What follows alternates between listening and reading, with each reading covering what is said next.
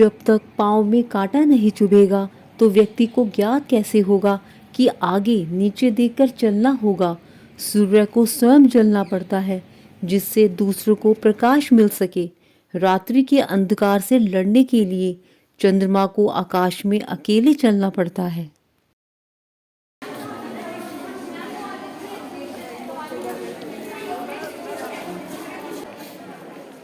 नदी अपना मार्ग कैसे बनाती है?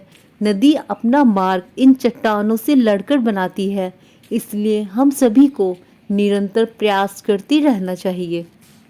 हम सभी को अपने जीवन में बहुत ही सूझबूझ से काम लेना चाहिए। तो चलिए मैं आपको एक कहानी सुनाती हूँ। एक बार एक किसान था। वह अपने खेतों में काम करके वापस अपने घर लौट रहा था।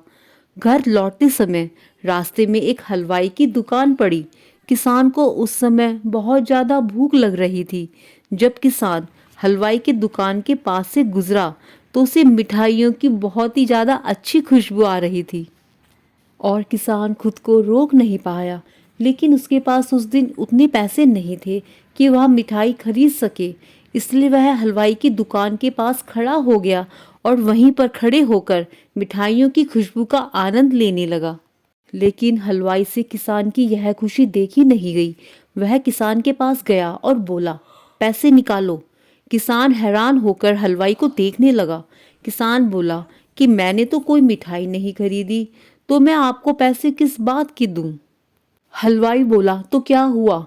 तुमने मिठाई नहीं ली, लेकिन मिठाई की खुशबू का आनंद तो ले रहे हो ना।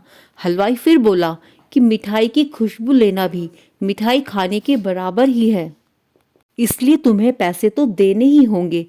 किसान ने कुछ सोचा और सूझबूझ दिखाते हुए उसने अपनी जेब से कुछ सिक्के निकाले और उन सिक्कों को अपने हाथों में लेकर जोर जोर से खनखनाने लगा और वहां से जाने लगा।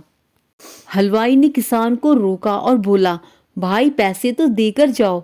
तब किसान ने कहा कि जैसे मिठाई की खुशबू का आनंद लेना मिठाई खाने के बराबर ही है, वैसे ही सिक्कों की खनक सुनना भी पैसे लेने के बराबर ही है।